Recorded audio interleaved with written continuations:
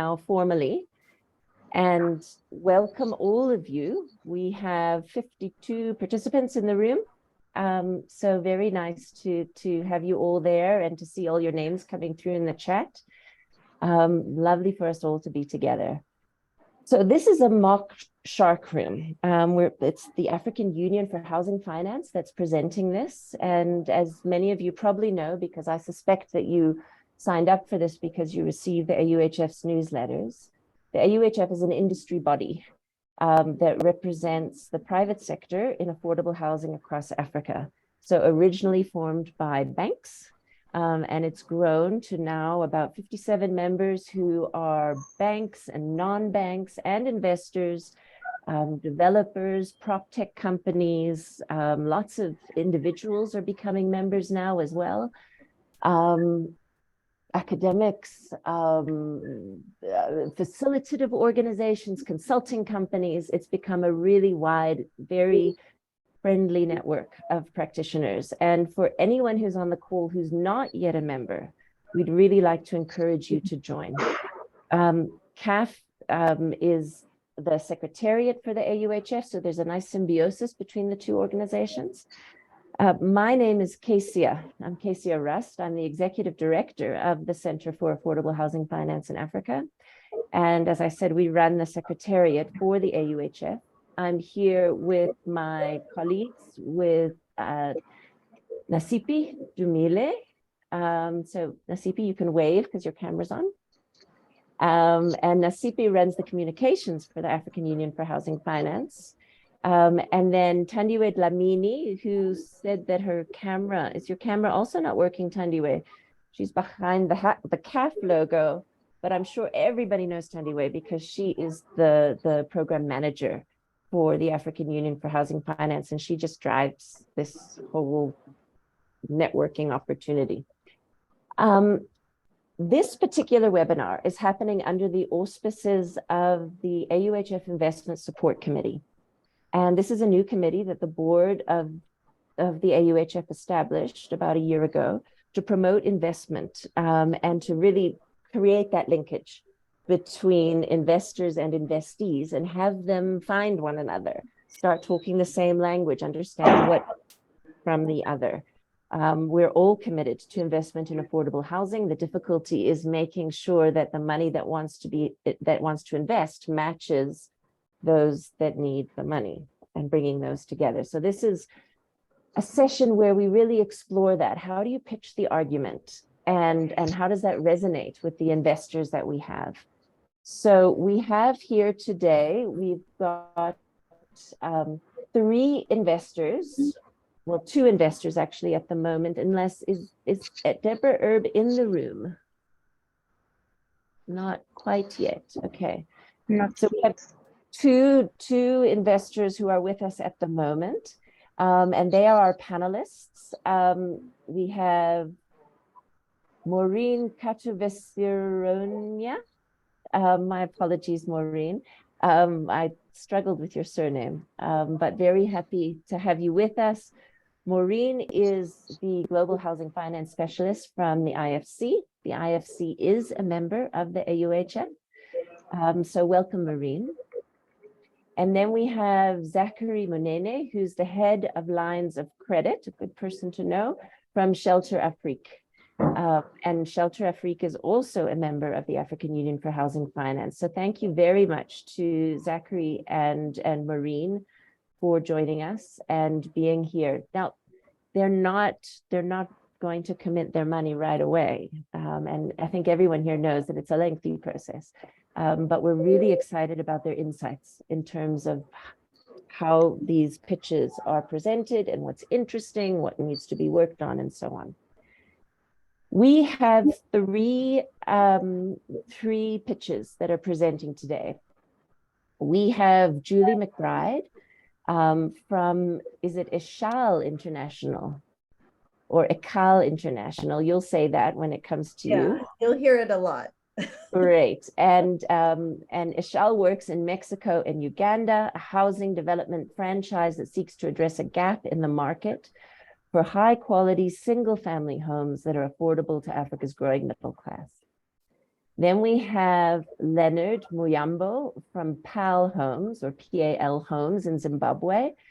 Now that's an SPV by Tivani Investments, and it's a sustainable infrastructure development and projects preparation company that focuses on smart, inclusive, and climate resilient infrastructure. Very interested to hear about that. So welcome, Leonard. And then lastly, we have Meyer de Waal from MDW Inc. in South Africa. And Meyer is a conveyancing attorney who is prolific in the field of first-time home buying in South Africa, and assists first-time home buyers to acquire their homes with innovative solutions. Meyer's been doing a lot of work around rent to buy and installment sale, providing end-user finance for properties, assisting people accessing subsidies, and so on. And the debate at the moment around rent to buy across continents, everyone's talking about it. So I think there's some interesting comments there.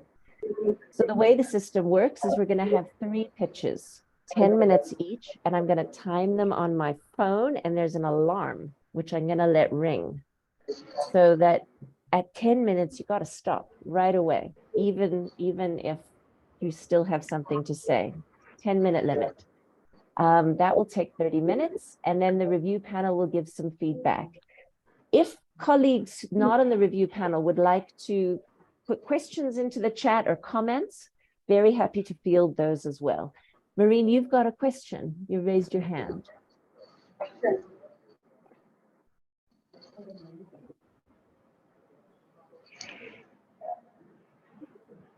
Thanks, Keisha. I just saw in an email from Debra that she is online. I don't know where she is, but can we? Oh, she's here.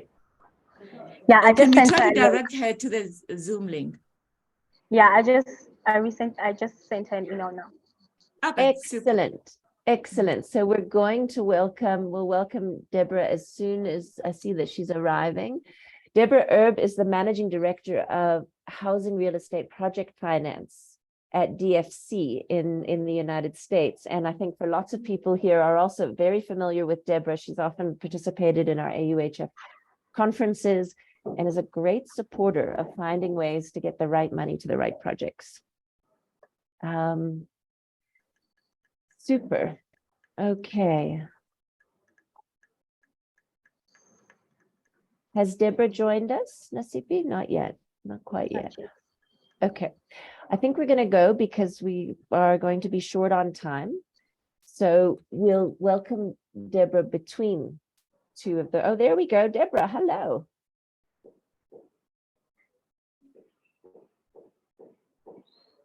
I'll just give her 1 second. Hi, Debra.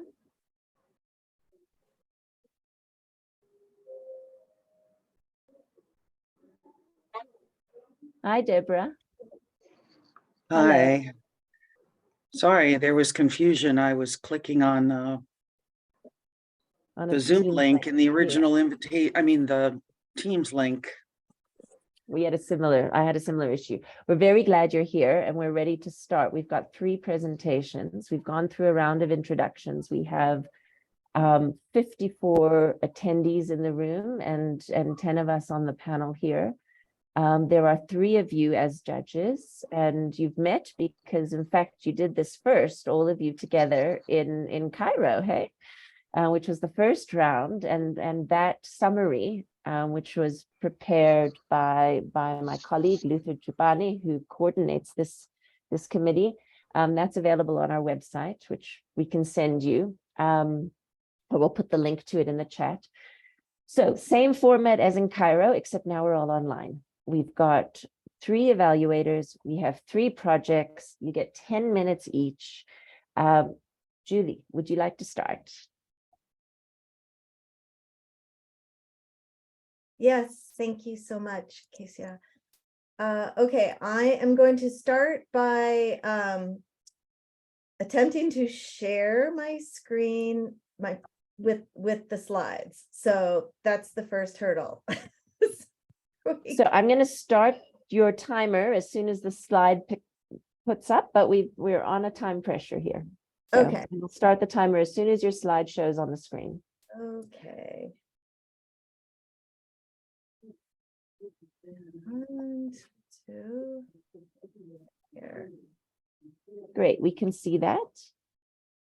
Okay, you see that? Yeah. Yep, Okay. and I'm starting now. Okay, that's great. Thanks. Okay, thanks. I'm Julie McBride, co-founder of ECHALE International. And ECHALE is an award-winning affordable housing development enterprise with a solid track record of success in Mexico. And we're currently raising funds to scale internationally. Safe and secure housing is a key determinant of health and a person's ability to earn a livelihood. Yet an estimated 1.6 billion people live in substandard housing worldwide. Without a more scalable approach to affordable housing development, that number is projected to reach 3 billion people by 2030. This could obviously have devastating social, economic, and environmental and political consequences for the world. Fortunately, there are some existing solutions that could be scaled much more aggressively to narrow that gap between supply and demand. ECHALE is one of those solutions. ECHALE is a market-based housing development enterprise that has built and sold more than 50,000 durable and sustainable single-family homes to low-income people in Mexico for more than 2 decades now. In recent years, housing industry stakeholders from the African continent have expressed interest in replicating the ECHALE model in their countries. In response, ECHALE and my franchise advisory services company, Stage 6, partnered to build a franchise system to transfer ECHALE's model to housing developers in Africa. Through franchising, we will expand the supply of not just houses, but of housing developers who address the needs of currently underserved segments of the population. We're starting in Uganda, where we've already executed a franchise agreement with a local developer who identified a significant market opportunity for ECHALE among middle-income Ugandans. So in Uganda, there is a 2.1 million unit shortage in housing. And according to CAF, only 10% of Ugandan families can afford the current average house price of more than $40,000 in that country. By offering housing at half that price point, ECHALE expands the segment of the population that has access to affordable housing by 500,000 households. So how do we do that? By offering housing, So ECHALE delivers houses that middle-income Ugandans both can and want to buy by combining these 4 key elements that drive quality and efficiency. One are the standardized designs and processes that are based on 25 years of experience and refinements. 2 is the equipment for producing durable, low-cost, and environmentally sustainable building materials. 3 is our method for tailoring these designs, our house designs, to local needs.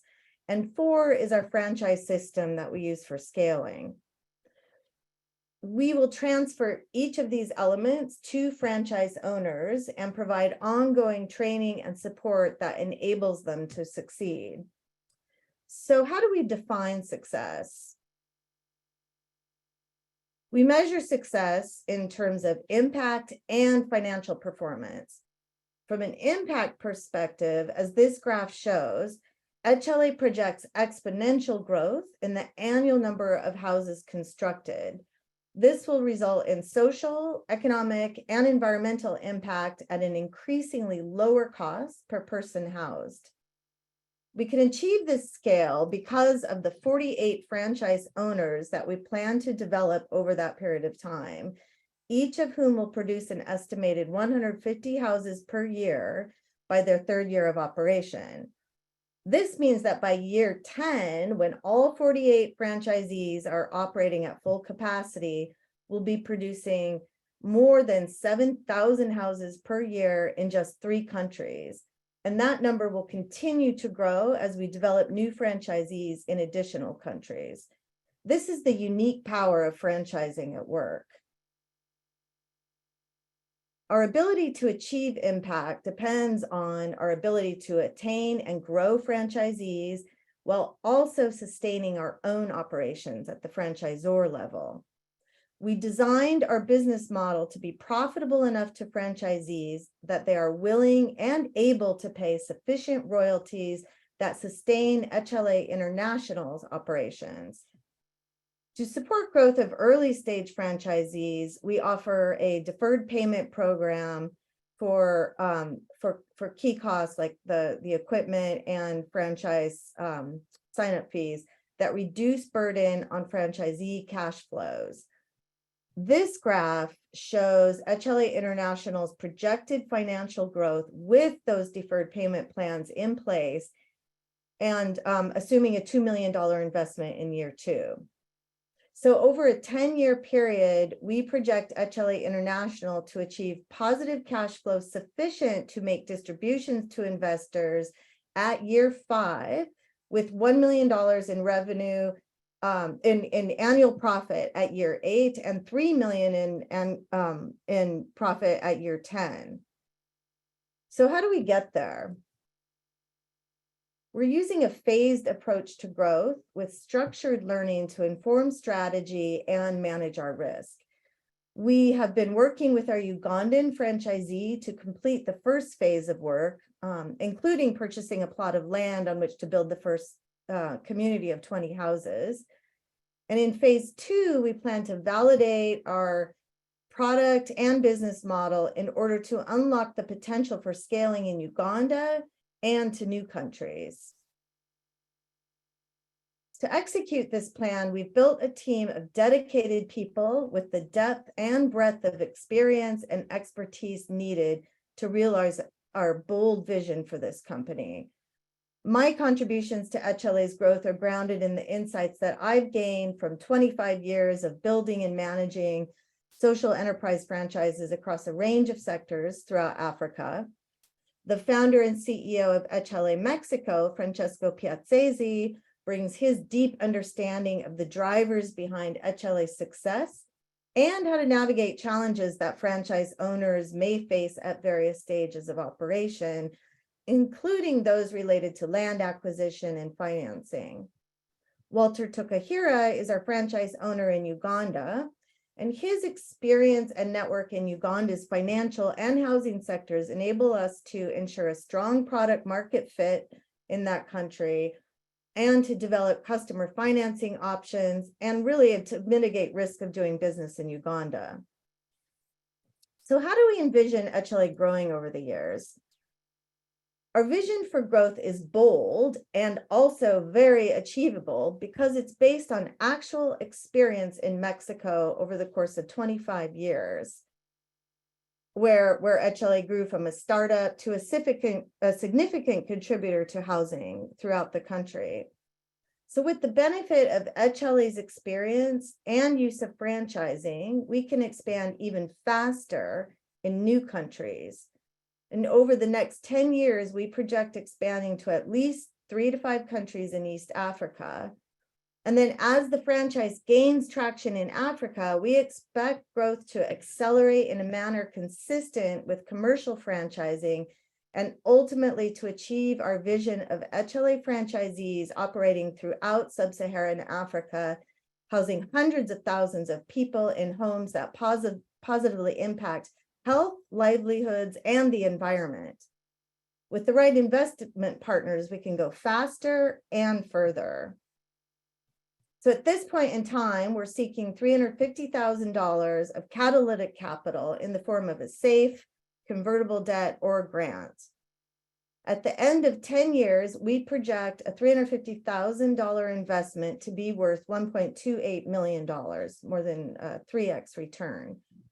So funding the validation of ECHALE's international expansion strategy not only unlocks our potential to generate considerable social and financial returns, but it also builds an evidence base around scaling that benefits the field more broadly. And finally, there are lots of reasons to join us on this journey, but I believe strongly that the most compelling one is the transformative impact that ECHALE has on the lives of families like the one pictured here.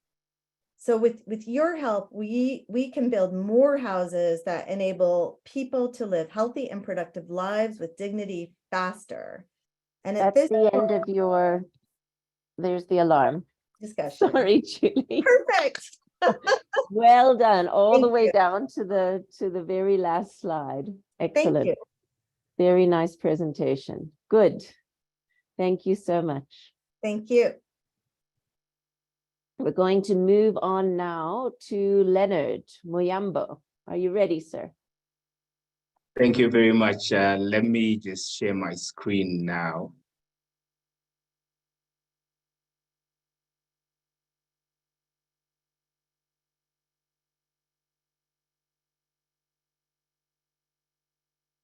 Great, and I'm starting your 10 minutes as soon as now. Thank you. Thank you, everyone, and thank you for having us here as Timani Investments.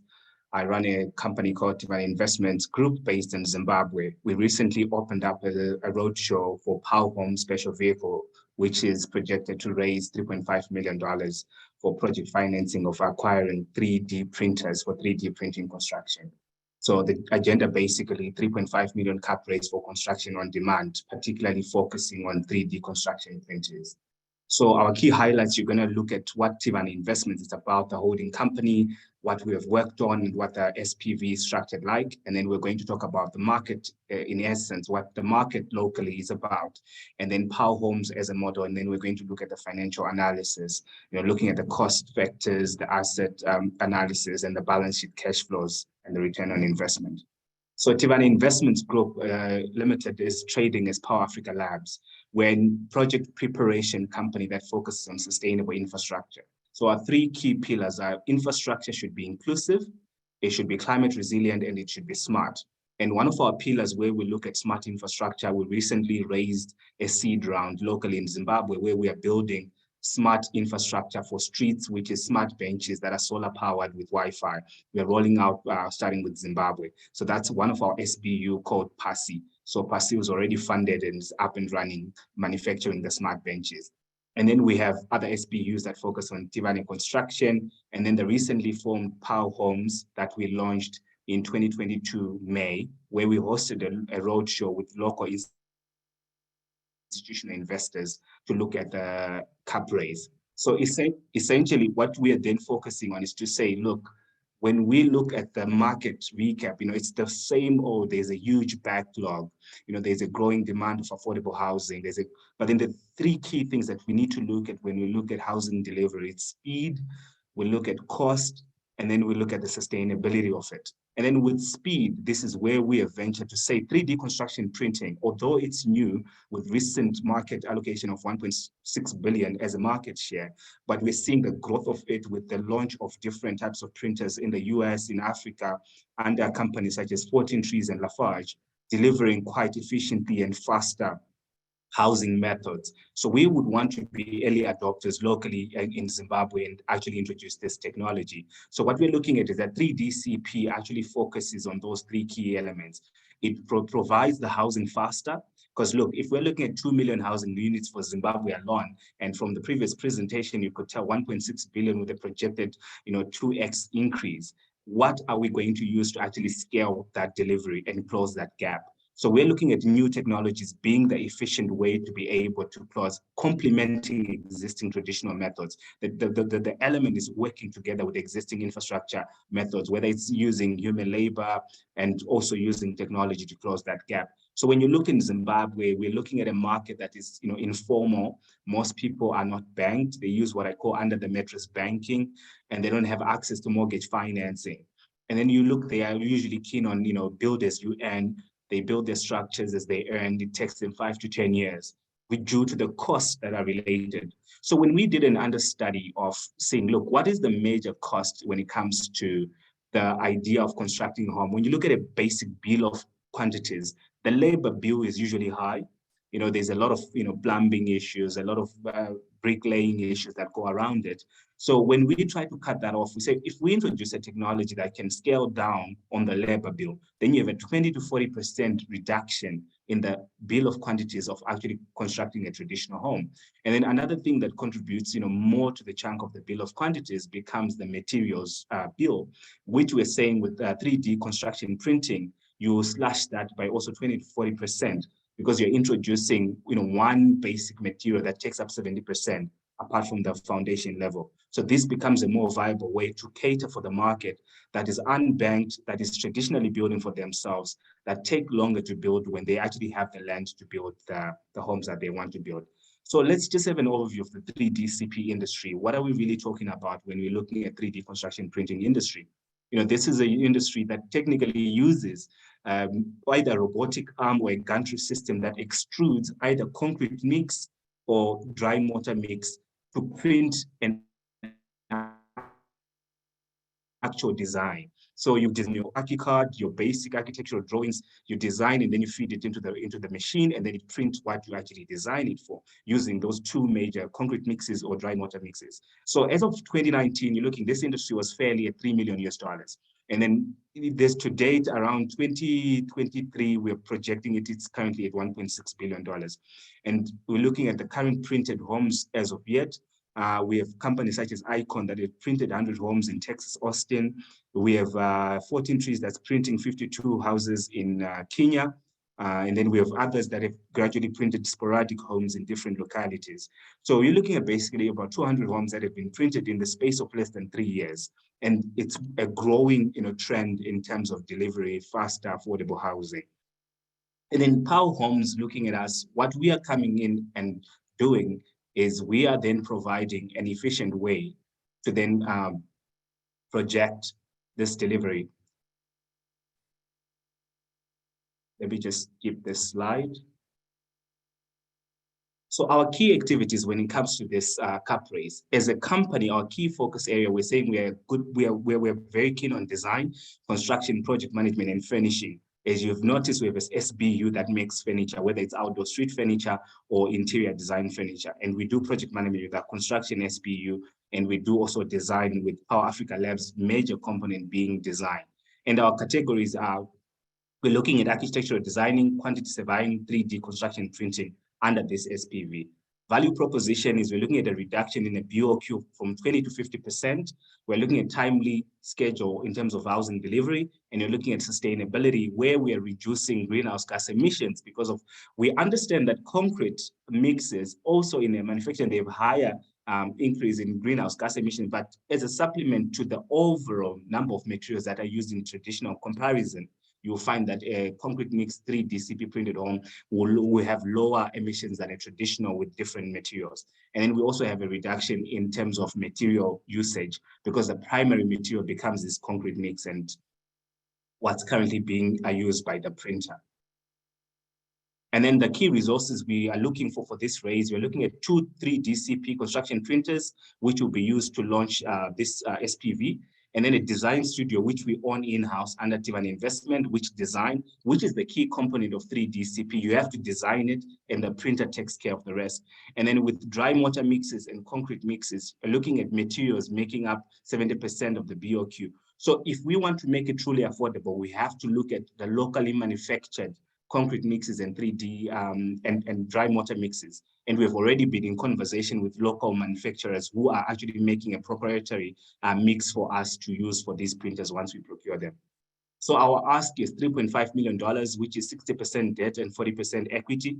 And with the 60% debt, we're looking at an asset-backed facility where the debt is for the printers. So the security is from the printers. So we're securitizing the printers to say for this cap raise, which takes up 60% of the capex, really, the 2 printers, which will take 60% and 40% equity, which will transfer into OPEX, part of our operationalization of the business. And then we'll turn to the financials, which when we're looking at them, the model review, currently we are being led with a cap raise with a local DFI in Zimbabwe that's looking at offtake agreements. So the key thing with 3D CP, it's a new technology and there's perceptive risk around local authorities and adoption. So what we have realized is that with offtake agreements, we are looking at key offtake agreements such as property developers and local pension funds.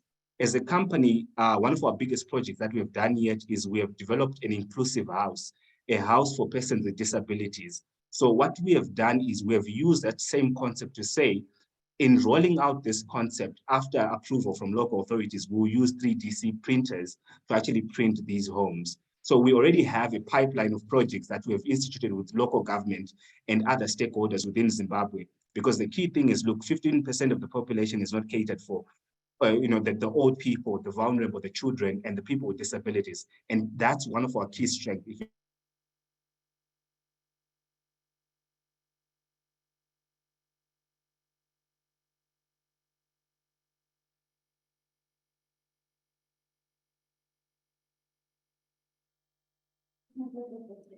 Leonard, it sounds like we've lost you. Is anyone else struggling to hear Leonard?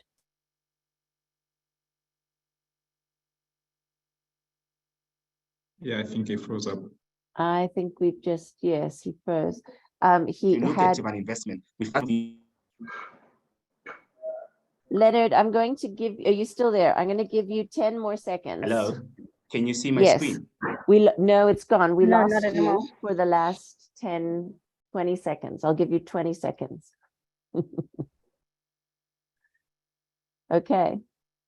Just conclude your Can you see my presentation. screen? Can you see my screen? No. Can you see my screen? No, we can't.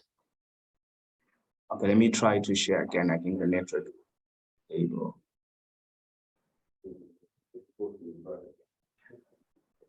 Just Okay, to can you see it conclude. now? Yeah, it's coming. There you go. Okay, 20 All right, seconds. great.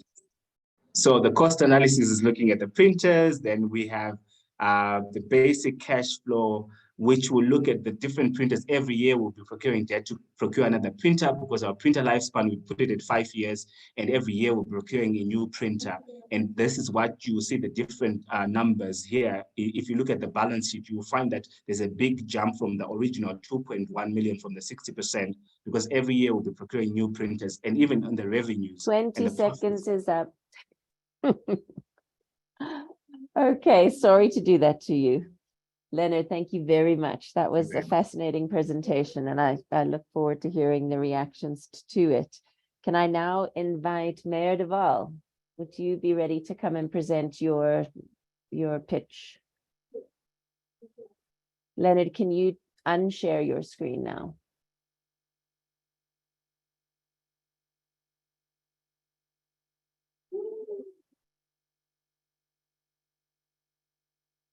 There we go. Okay, Meyer, we're ready for you.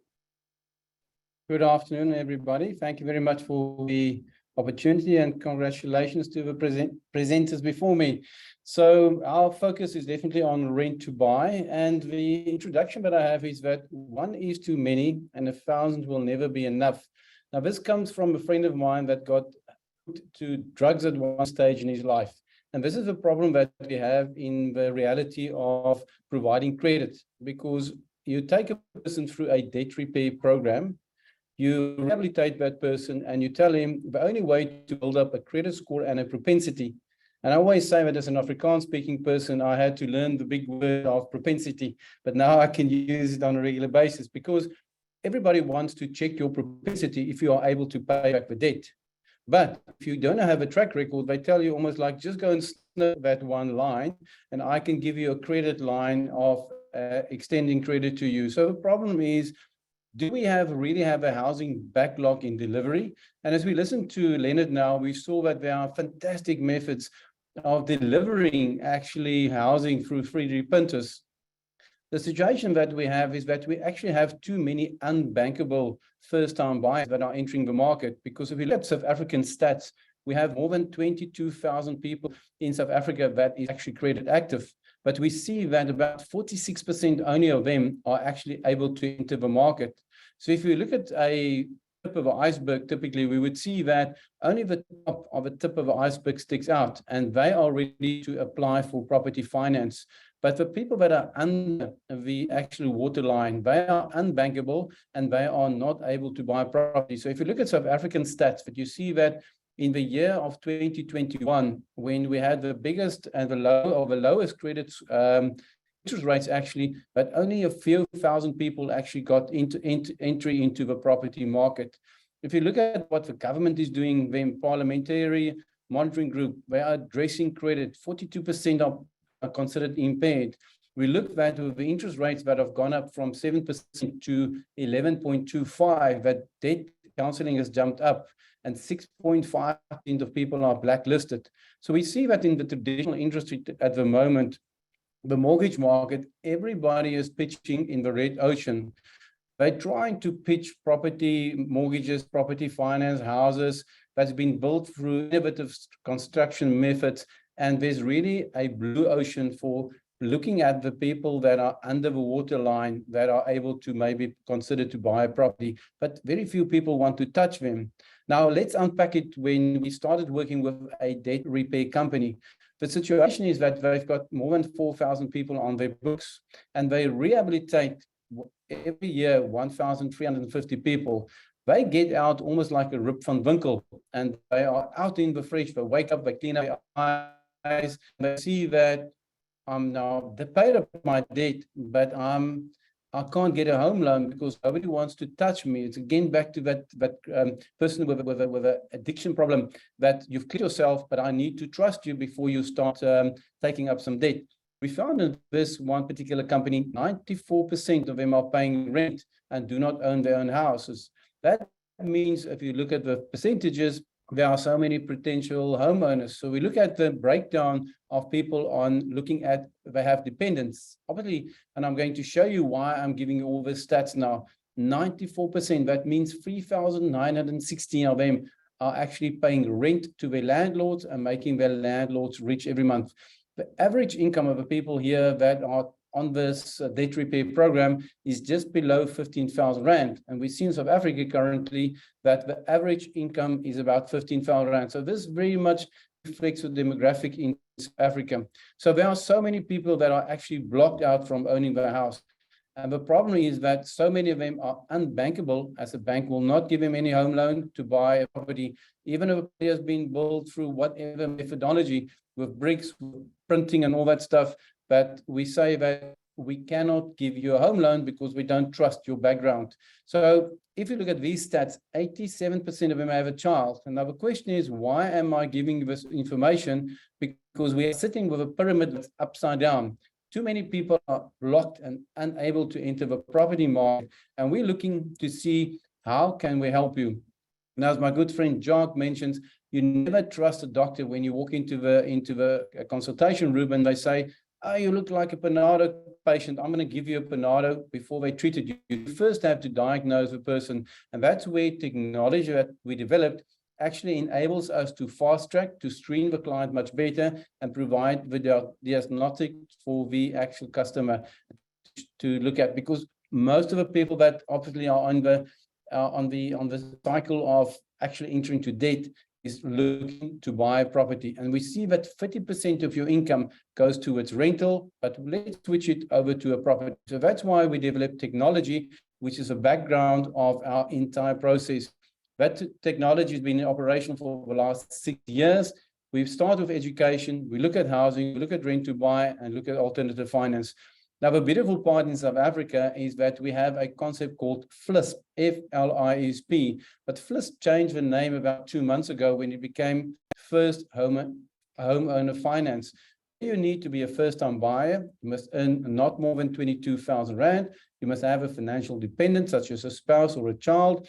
And then you must be a South African citizen. But the problem still remains. How do you get access to this first-home finance? You must have finance approved and a credit score, and quite often blocks you from becoming a home buyer. So before the 1st of April, you could raise a home loan from one of the traditional banks. From the 1st of April last year, it wasn't an April Fool's joke. It changed to de-linking this finance, pension funds, cooperative schemes. The beautiful part for me is also rent to buy finance. So the problem still remains the same, is that how do you get access to the subsidy if you can't even access to finance? Now, will take a long time before you build up a good credit score again and get my credit score in place again. So let's look at this first-time home finance subsidy. How much can you get from the government? Average income of 15,000 Rand. We apply our calculator and we see if this person can qualify for 66,000 Rand. Now, bank would love you if you walk into them and you've already got 66,000 Rand in your pocket. Now, the question is, how much can you actually then afford? On a home loan, property finance, we defaulted it to 30 years. Normally, I like 20 years for a home loan at the current high interest rate of 11.25. And we see this person can qualify for 463. Now we add the subsidy and immediately your home purchase power increases to 550,000 Rand. Or you can reduce that from the 460 and you actually can apply for a home loan of just over 400,000 Rand, which again makes your home loan much easier.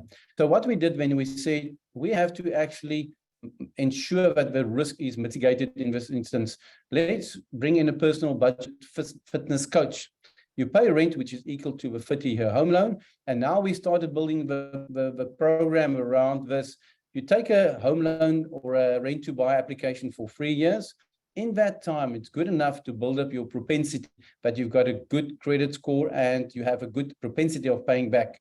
We test your affordability in a real live environment because you are actually paying home loan repayment, which is equal to not a 20-year, but a 30-year home loan. As the property price increases, your LTV also improves. And at the end of the time, we then apply for your subsidy. So there are the time frames when we would approach an investor to look at 42 months, 3 months to buy the property, 36 months for the rent to own, and then 3 months to exit again.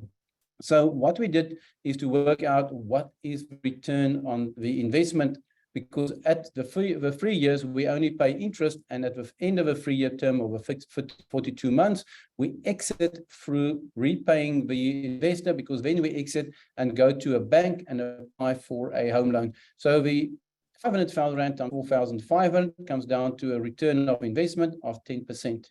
Now, if we look at the prices that we are and what is the amount of that we actually want, this is a quick summary because we can scale it from 10 houses, 100 houses, or 1,000 houses. Now, obviously, one's got to consider the expenses that also goes with the purchase of a property. And if we buy in South Africa under 1.1 million Rand, there's no transfer duty to be paid. There are obviously also other costs that we factored into our calculations, such as rental collection fees, rates and tax, which the buyer pays, because you must step into the shoes of a home buyer, insurance, maintenance, and also, very important, a budget fitness trainer fee, because you have to give this person a personal trainer like a gym, which ensure that they stay fit and healthy over time.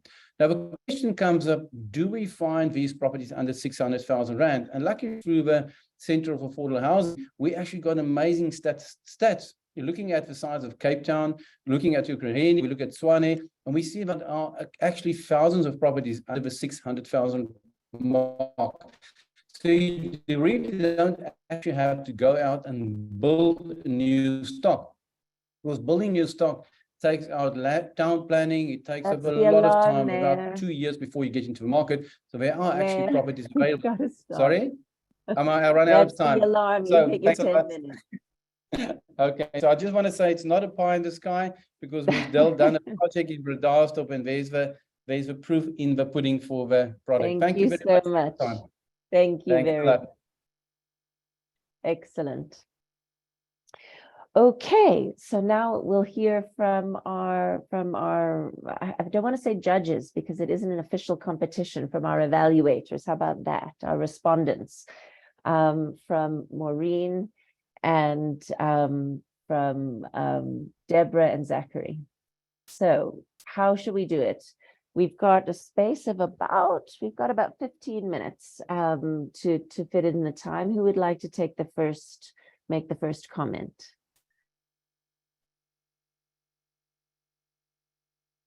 Should I call on you, Maureen? How about that? Are you there?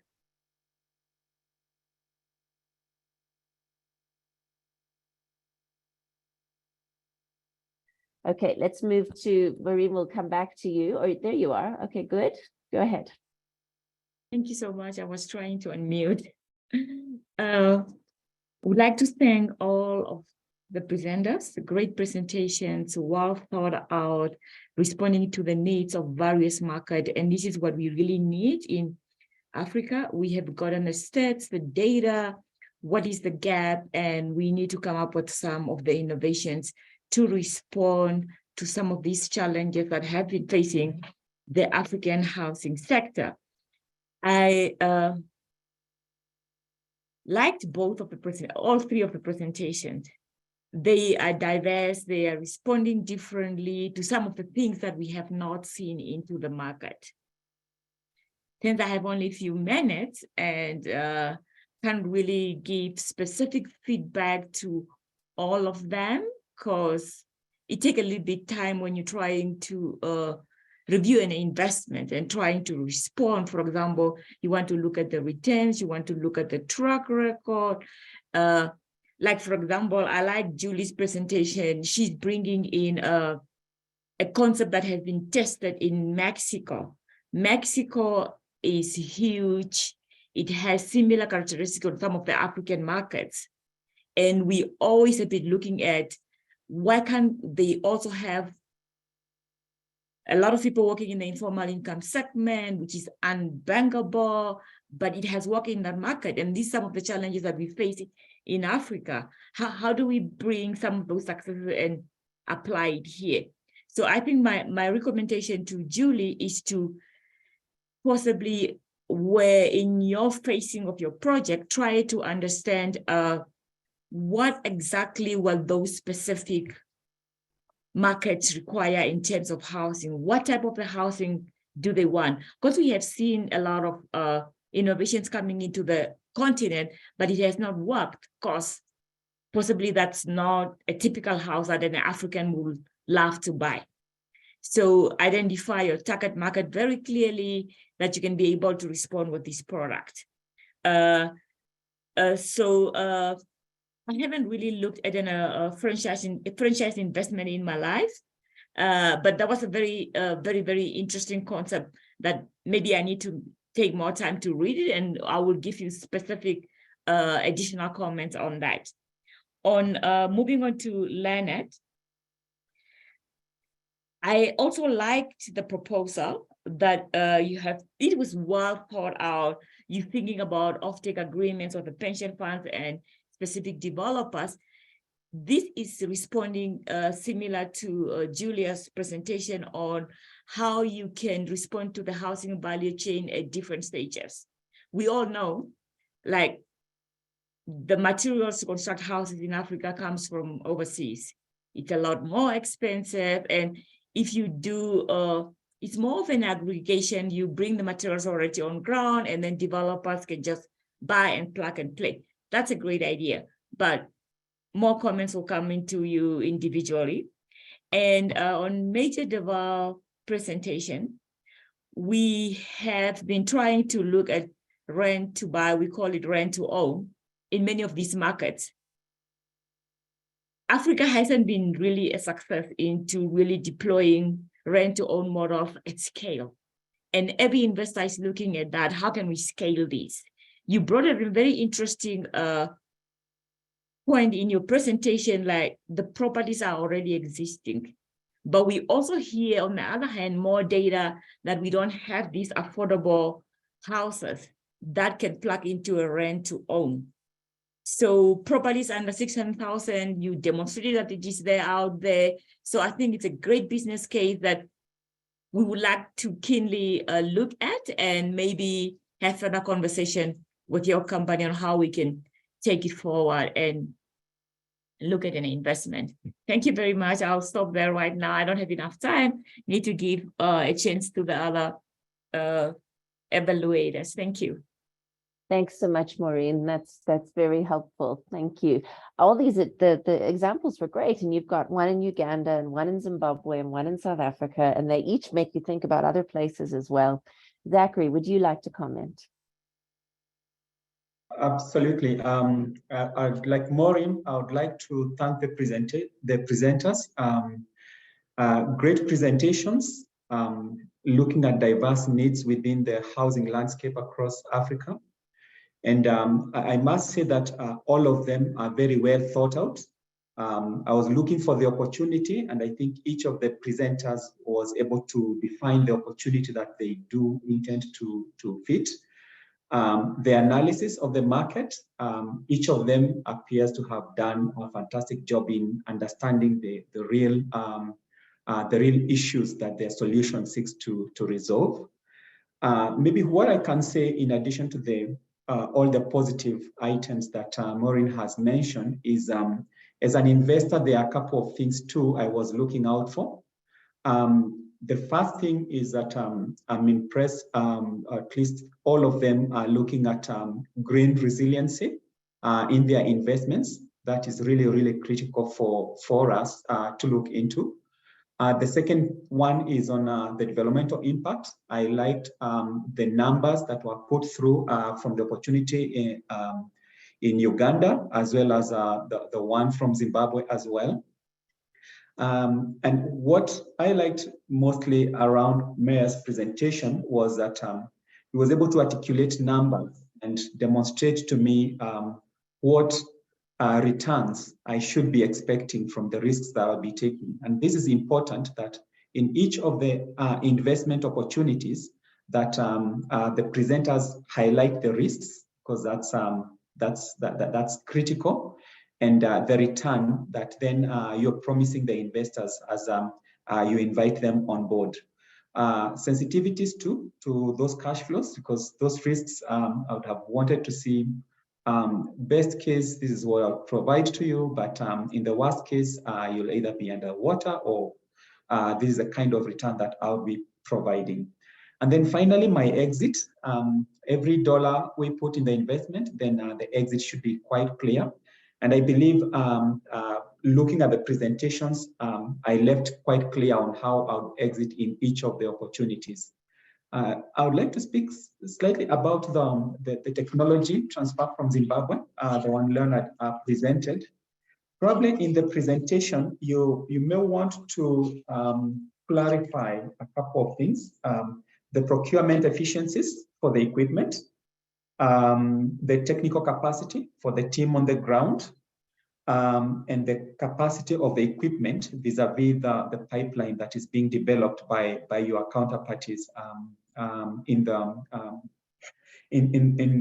government agency that is working with you to develop the pipeline. I'll stop at that and provide the remaining minutes to Debra to give feedback. Thank you. Thank you so much, Zachary. Debra, what did you think? Yeah, I agree. I thought all the presentations were very professionally done. So I just have a few quick, really just suggestions for each of the presenters.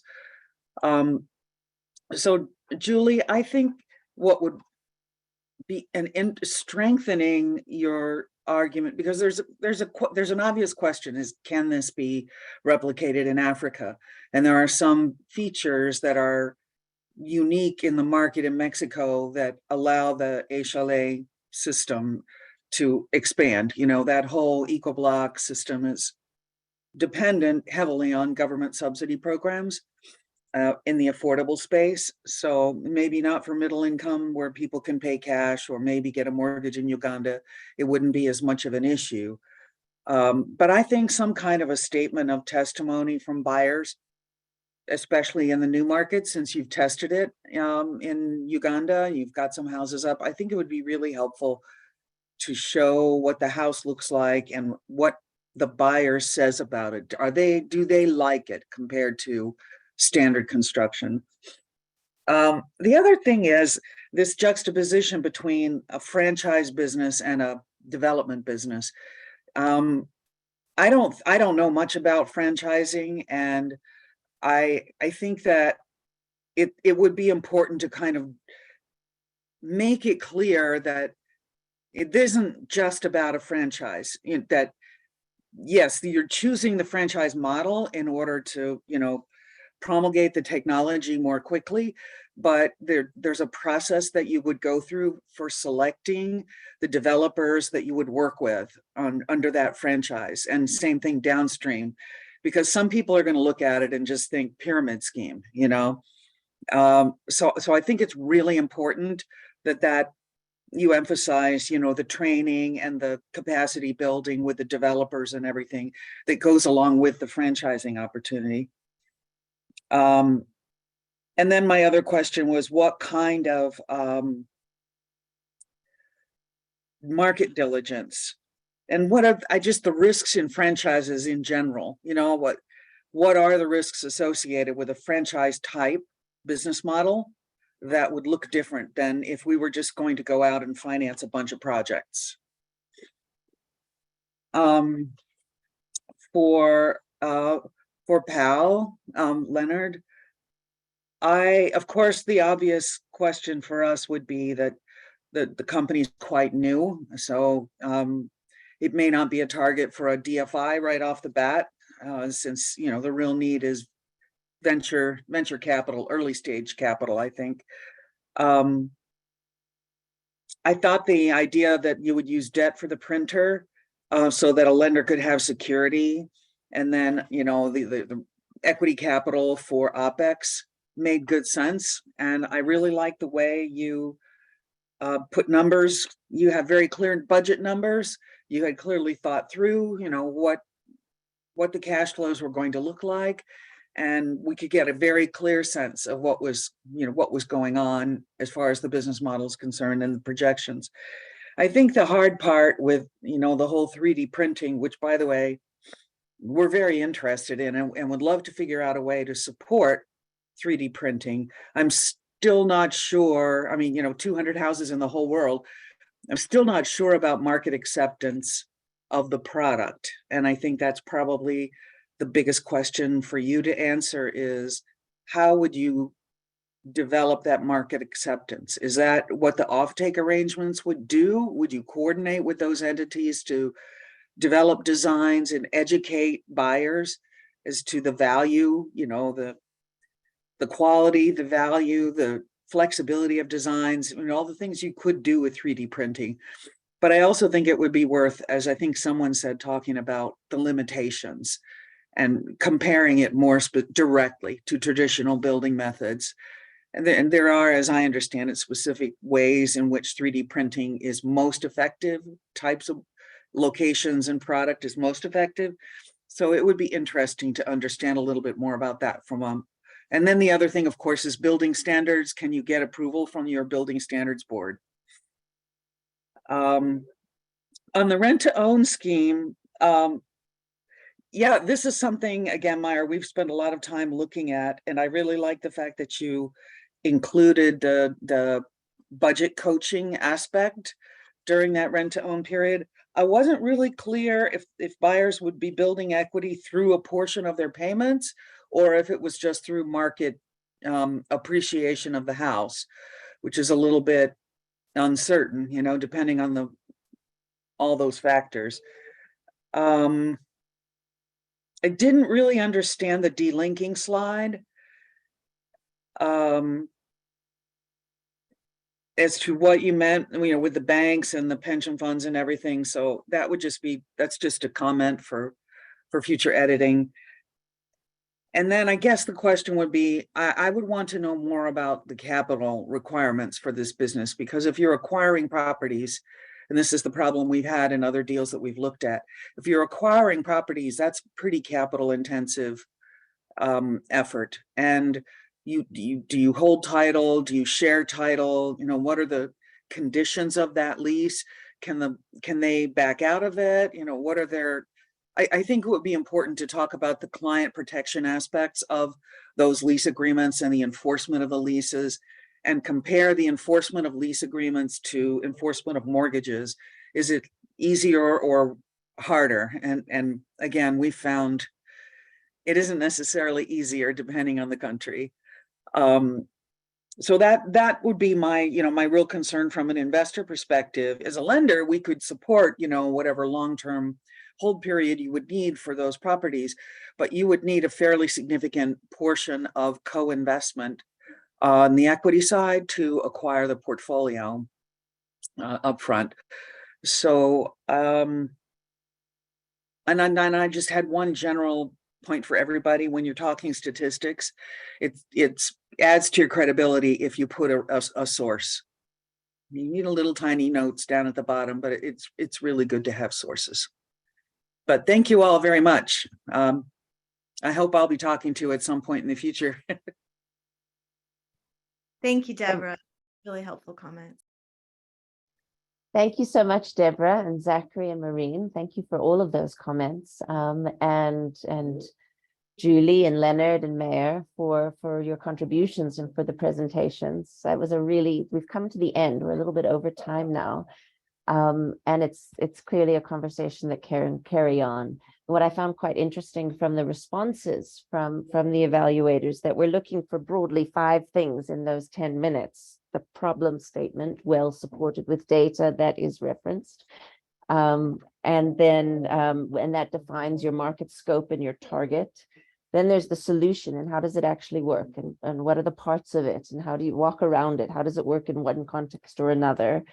And then, well, can that work in this particular context, given the requirement of skills or the requirement of a market that may or may not like the product, and how do you prove that?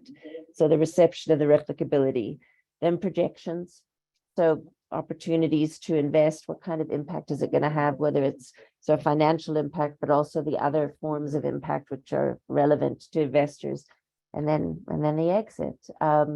This has been really, really useful. We would be very keen to hear back from you, not this minute because we're at the end of our webinar, but maybe you could pop us an email from the audience, but also from the presenters and from the evaluators. How would you like us to take this forward? What would be useful? What are the things that you learned from this? If there's anything else you think that the AUHF can do to promote these kinds of conversations, to explore other initiatives. Shall we carry on? Would you like to do this again in 6 weeks or 2 months' time with another 3 projects and so on? Let us know how you feel about it. You can email Tandiwe at housingfinanceafrica.org. I'm sure you all know how to get in touch with Tandiwe. Or Luther, same address, but with Luther at the front instead of Tandiwe. Thank you so much to everyone, and thank you for taking the time today and being with us.